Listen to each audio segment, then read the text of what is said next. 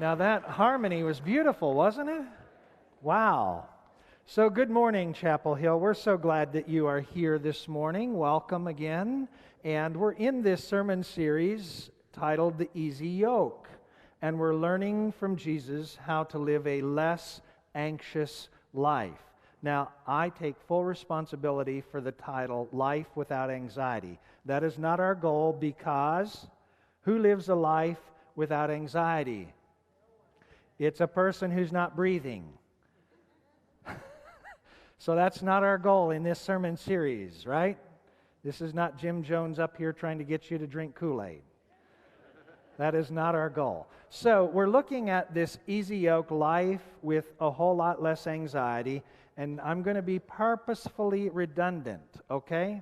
Now, I'm not giving the sermon over last Sunday, but there are a few things I want to say, especially to those who weren't here.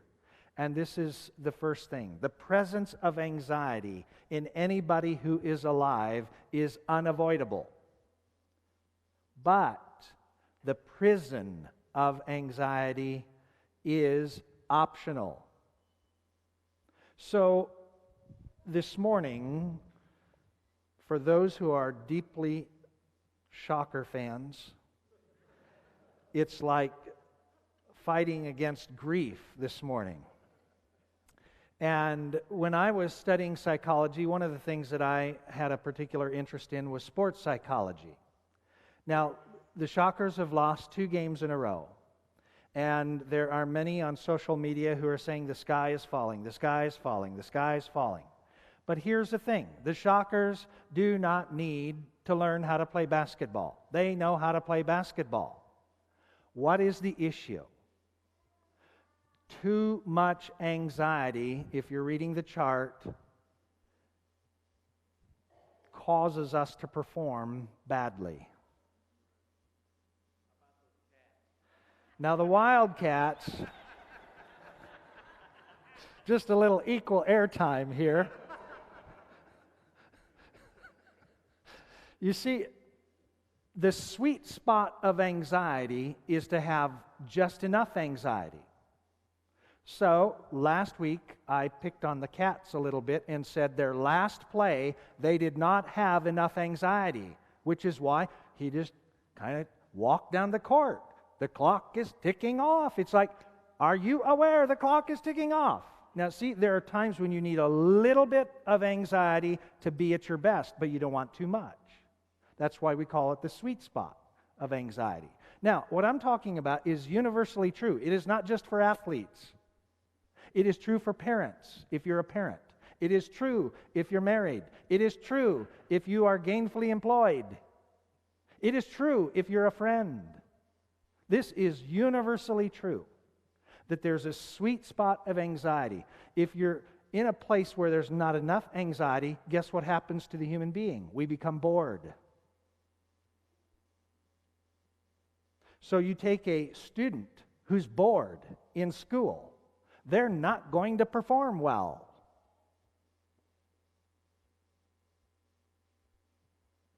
If you take an athlete like the Shockers, why are they not performing well? Because there's too much anxiety. They don't need another practice. They need a sports psychologist.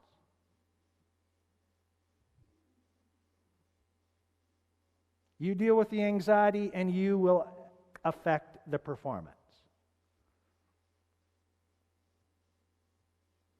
There's another chart that I used when I was doing this, is that if you have an extremely difficult task, that's when your anxiety has to be lower, because you have to draw on more resources.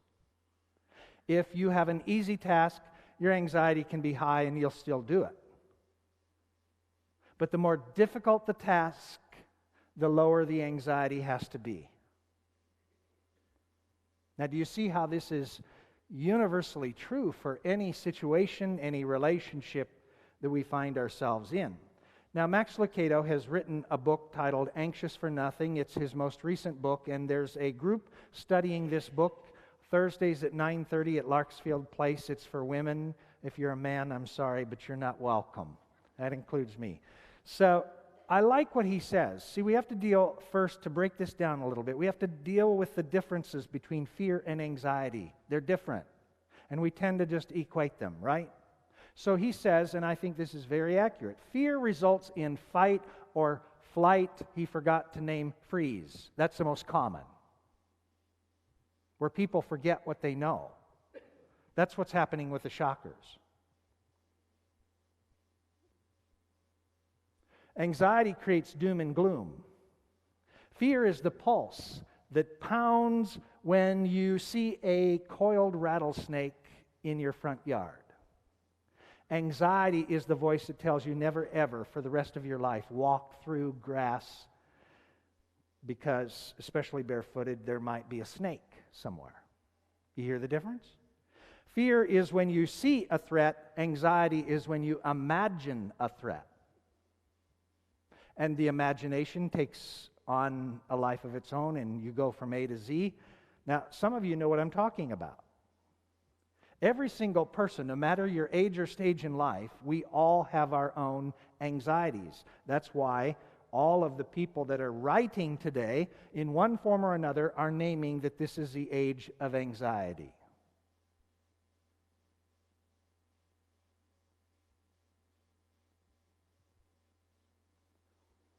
There's a scientist who got a Nobel Peace Prize, and you can't read that, but I didn't want to make it so that you could because I'd lose the prettiness of this slide. But the thing that he says is, as technology grows, so does anxiety. And we have seen that to be true. It's scientifically true that the more technology that we have, the more we rely on technology, the more anxious we become. So, Max Lucado again, the presence of anxiety, you see, does not mean you do not have faith. There are people sitting here today who take medication for anxiety. My goal in this sermon series is not to shame you.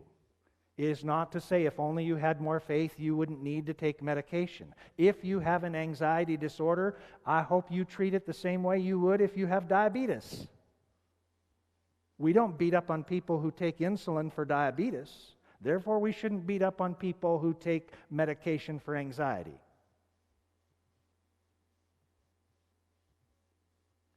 Are we on the same page here? So, the presence of anxiety does not mean you do not have faith. Fear and anxiety visit everyone. But fear and anxiety should be a visitor, not a resident. And that's where faith can help us. It's not an either or. It sometimes is a both and. Sometimes we need medication, and God, we always need God. Sometimes we need medication too. So I need to name that because I know how people think. People will leave here if they're on medication and say, oh my goodness, if only I had more faith, I wouldn't need to take this. Not necessarily. So, people of all religions are naming how anxiety is affecting them. This is a famous Buddhist, and he says this all over the world where he speaks, anxiety is the illness of our age. We worry about ourselves, our family, our friends, our work, and our state of the world. If we allow worry to fill our hearts, sooner or later we will get what? And that is scientifically true. So, last week I quoted a friend of mine, Dr. Archhart. He's an incredibly gifted person. He's a PhD psychologist as well as an ordained minister, and he is a professor of psychology at a renowned school of psychology. And he's written tons of books. Last week I quoted him about sleep. Do you remember what he says about sleep? He's done all kinds of research. The human being needs how many hours of sleep? 9 hours of sleep. 8 is the bare minimum. Think about that. How are you doing with your sleep? But Dr. Hart has done all kinds of research on stress and anxiety and adrenaline, and I just want to focus on stress for a moment and how stress leads to what? Anxiety. So, by God's design, we are to live like this. Now, remember the slide? I should put it up there for you so that you can see. In order to live in the sweet spot, we need rhythm. The goal of life is not this. That's boredom. The goal of life is not this. That's too much. And when we do this, what happens? We break. We get sick. So, what's the goal? Like this. There are times when we have more stress, but we need to have times when the body and the soul have times of rest. It's like this. This is how life is designed by God to be. A rhythm of expanding and of lessening. More stress, a time to rest. There's a mantra in that. More stress, a time to rest. And we should go through life like this. Now, you know what Dr. Hart says. Most of us live like this. We don't have this, and you keep pulling on this, and what's going to happen? It will break. Now, I've shared with you what I really believe, that Jesus is the master psychologist. He has something to say to us about this. Would you agree? So we're going to look at the passage that we looked at last time from Matthew 11, where Jesus says, and would you read it with me? Come to me, all you that are weary and are carrying heavy burdens, and I will give you rest. Take my yoke upon you and learn from me, for I am gentle and humble in heart, and you will find rest for your souls, for my yoke is easy and my burden is light. Now, as I mentioned last week, Jesus uses images in his day that connect with the people of his day, but the principle is universally true for people of all time and ages and nations and races, etc. Are you with me? But in Jesus' day, when he said this whole idea of take my yoke upon you, we look at that and say, okay, what do you mean by that? Jesus' audience knew exactly what that meant. Now, for those of you who were here last week, if you're plowing a field, you would have how many oxen? You would have 2. And what kind of oxen would you put in the yoke? You'd have an older, more mature one with a less mature one who's learning the ropes, and you would yoke them together. Now, Jesus, being a tekton, T-E-K-T-O-N, please, whenever somebody says, well, Jesus was a carpenter, he was that, but much more. The tekton did masonry. The tekton did the equivalent of roofs. The tekton did anything and everything nobody else wanted to do. So he was in the shop making yokes. Now, let me test your memory. Was this a one-size-fits-all kind of yoke? No. It was custom designed for the ox that you would have. So you would take the more mature, more experienced ox, and you would create a side that fit his neck. And then the younger one, the more experienced ox, would receive one that fit his neck. If you don't get anything else out of today's sermon, what Jesus is trying to teach us, now I don't know what's going on there.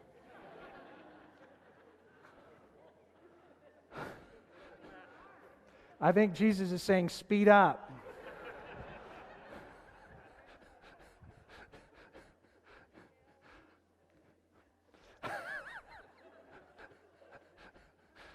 That's life, isn't it? Yes, this is what's going on within me right now. So, it's all good, right? So, this whole thing, maybe I'm not supposed to tell you this, but I'm going to say it, and then if it goes wacky again, you'll know you're not supposed to hear this, okay? But here's the thing, is that Jesus is teaching people something very important that more often than not gets missed in this teaching about take my yoke upon you, is that Jesus is saying, I want to be in partnership with you, with you, with you, with you. And I have designed a yoke for you. And I know you by name. I know you. And I need you to be you for me, with me. You should never, ever say again, if only I were like person X, then my life would be great. Or if only I were more like person X, then God would be more pleased with me. Or if only I were more like person X, then everything would be wonderful spiritually. You have your life. Live it. With Jesus. It's not an invitation to go out on an island by yourself and say, okay, to heck with the rest of the world. No. It's to be linked, yoked with Jesus. So let's go back to this. Come to me, all you that are weary and are carrying heavy burdens, and I will give you rest. Take my yoke upon you, and then what? Learn from me. The older oxen teaches the younger oxen how to plow the field. And Jesus, the master teacher, teaches us how to live. Now here's the thing. Everybody is yoked to somebody. The question is who? Every single one of us here today has somebody who's teaching us how to live and how to die and how to live life after death. Everybody. So I had a conversation at the coffee shop the other day with this man who was sitting across the way. And, you know, when you see a Bible out, it always brings out questions. That's why I purposefully do that rather than just use one of these. Because if you have an open Bible, it's an open invitation. And this man said, well, I just need for you to know that I'm an atheist. I said, okay. Why did you have a need to tell me that? Well, I just want you to know that just if you get a bad vibe, you just kind of know what. I said, okay, so why are you really telling me this? He says, well, I thought maybe we could have a discussion. I said, no, what you really want to do is to have an argument, right? Now, I hear the spirit in which I say this. I've been in these coffee shops. I know how this goes. He says, well, now that you say it that way, I really get a rush out of having an argument. I said, I have no need to argue with you. But I'll be happy to have a conversation with you. And then he said, well, what would we talk about? I said, well, I have an idea. He said, what's that? I said, who teaches you how to live?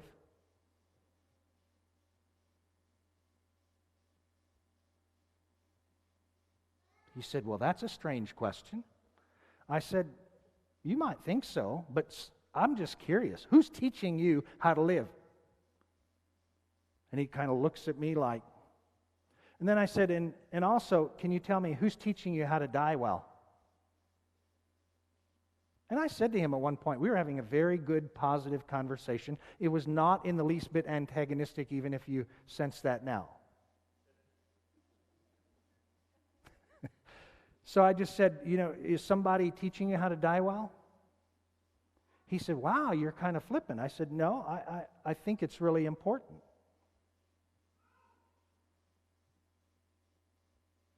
See, Jesus is saying, if you want to live a less anxious life, you better figure out who's teaching you how to live and how to die. Because depending on the source, your anxiety is either going to go up or it's going to go down. Are you all with me? So how do we learn from Jesus?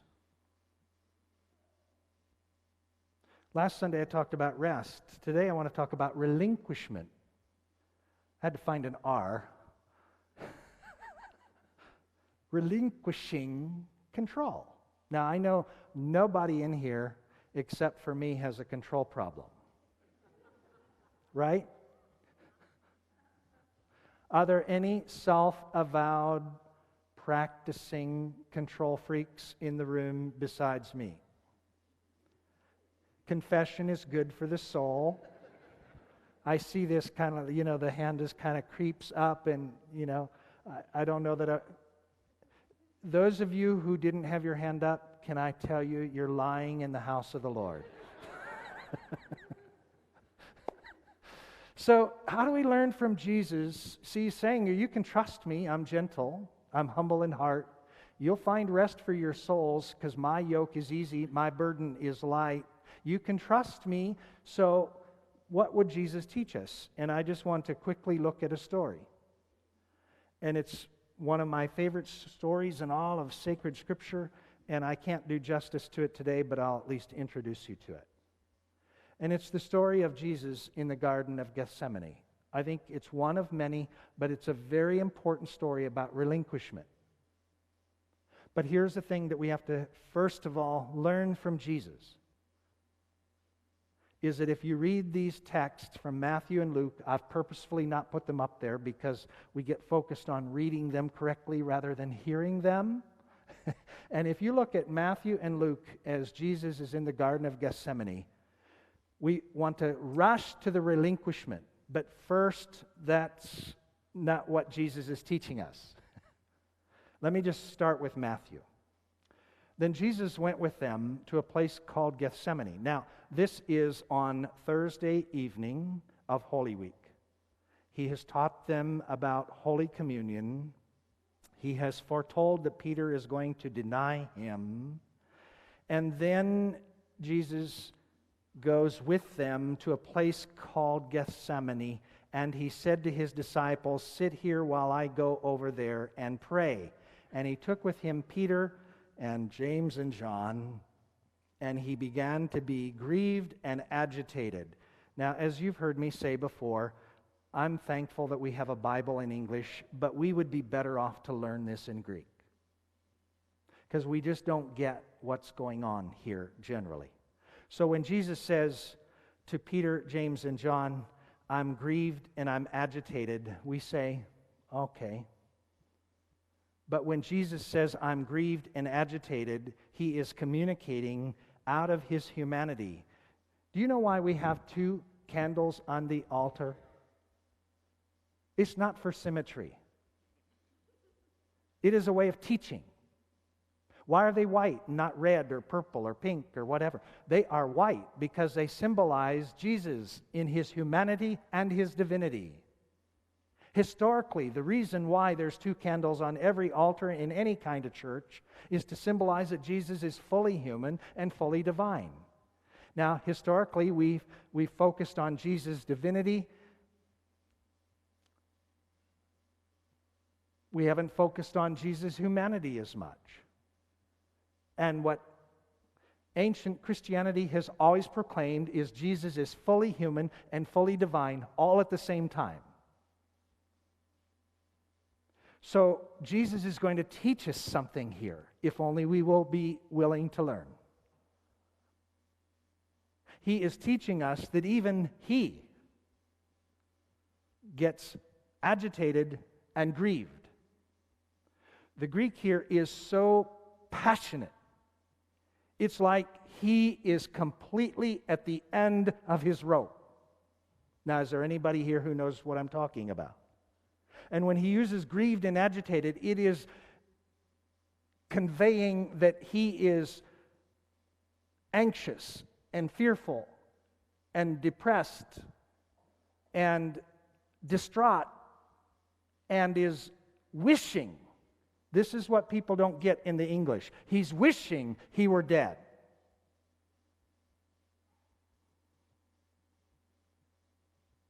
Now, have you ever been there?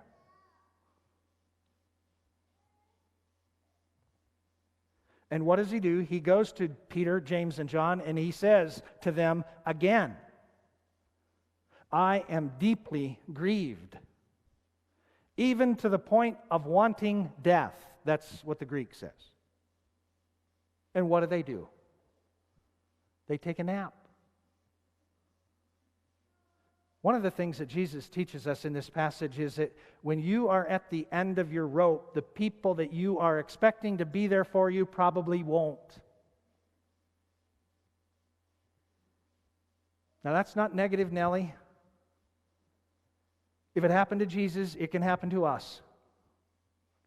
And what's so powerful we don't have time to explore this fully, but in the Gospel of Matthew, 3 times, he is pouring out his soul to them for support and strength, and all they can do is take a nap.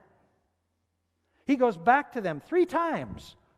Can you not be with me? Now, see, there's a lot of people listening to my voice that are very threatened when we look at Jesus' humanity. It's like, Jeff, you can't go there because you're taking away from his divinity. We all know how this turned out. You can't go to how it turned out until you enter into his humanity.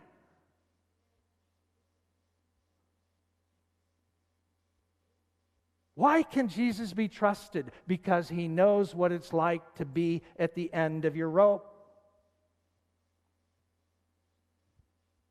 Where does Jesus live? At the end of your rope.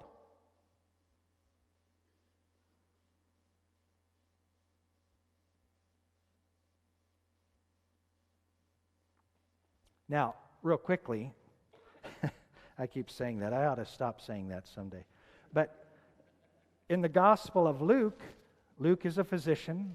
I love the Gospel of Luke for lots of reasons, because he has details that no other gospel has. On this story, when Jesus is pouring out his soul, guess what happens? It says that he falls to the ground. That he just drops. There's one artwork. There's only 6 pieces of art. Since I'm married to an artist, I've learned to really appreciate art. And there's only 6 pieces of art that talk about this story. And there's only one, in my humble opinion, that even comes close to capturing it, and that's this. The most common is this, or this. But I'm just speaking for myself. I'm not speaking for you. But if I'm at the end of my rope, this kind of Jesus is not going to help me. Now, Jesus is always helpful, don't get me wrong. I'm saying, by looking at that picture, I'm not going to find that, he knows exactly what I'm going through. The stained glass Jesus is pretty, but if you're at the end of your rope, that doesn't convey that Jesus knows what I'm going through. Do I have a witness in here today, or am I only preaching to myself here? So my most favorite, you see, is this one, because it illustrates what Luke says, that he just drops because he's overwhelmed with his grief and his pain. When I was a chaplain for McPherson County Sheriff and Police, I would go out and make calls on people where they had a tragedy in their family, and I would have to be the one to tell them that their loved one had died. And you know that saying, are you sitting down? Well, when you show up at somebody's door and there's a police officer or a state trooper at your side, they don't want to go in and sit down. They want to know why you're there, and they want to know now. And when you tell them that their loved one has been tragically killed, or that there's been a suicide, more often than not, they drop to the floor. Jesus dropped.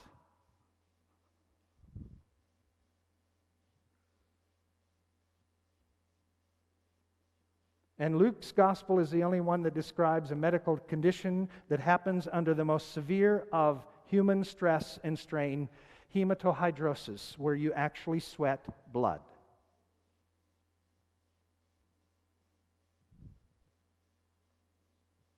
Do you hear how Jesus is communicating? Why can you trust me? I know what it's like to be stressed out.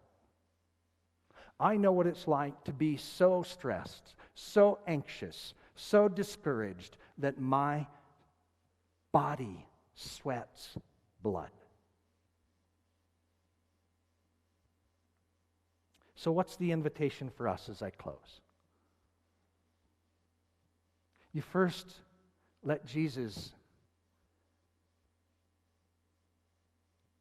teach to be fully human.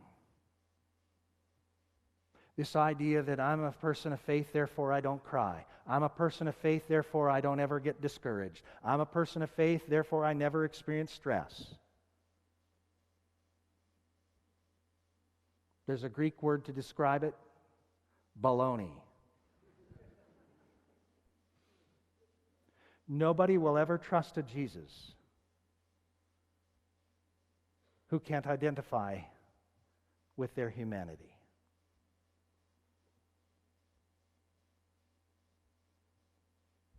And then what does Jesus do?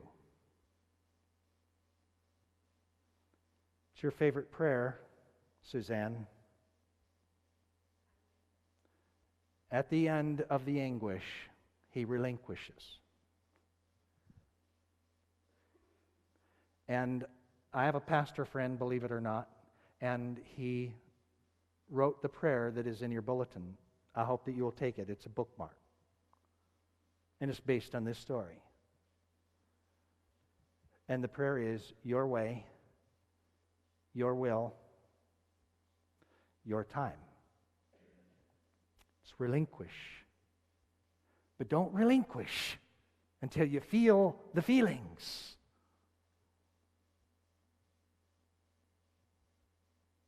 See, the danger is we'll feel the feelings to the point we won't relinquish, or we'll relinquish and not feel the feelings. And Jesus is teaching it's a both and, not an either or. So I promise I'll close. Jesus teaches us something very important here. Oh, this is so incredibly rich. I hope that you're as blessed by it as I am. That Jesus teaches us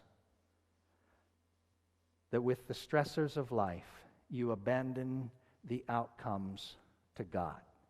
You do your part, you trust God, and you forget about trying to manage the outcomes. Because why do we want to manage the outcomes? Because we want to be in control.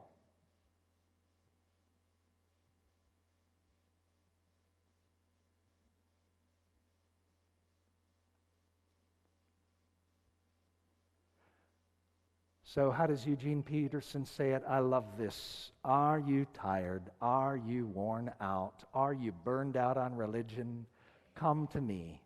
Get away with me. And you'll recover your life. I'll show you how to take a real rest. Walk with me and work with me. Watch how I do it. Learn the unforced rhythms of grace. I won't lay anything heavy or ill-fitting on you. Keep company with me, and you'll learn to live freely and lightly. As we reflect on the message for each of us individually, I want you to watch a hymn. Have you ever watched a hymn? Not a H-I-M, an H-Y-M-N. It's a hymn I had never heard before. Just focus on the lyric. It's Jesus' message to us today.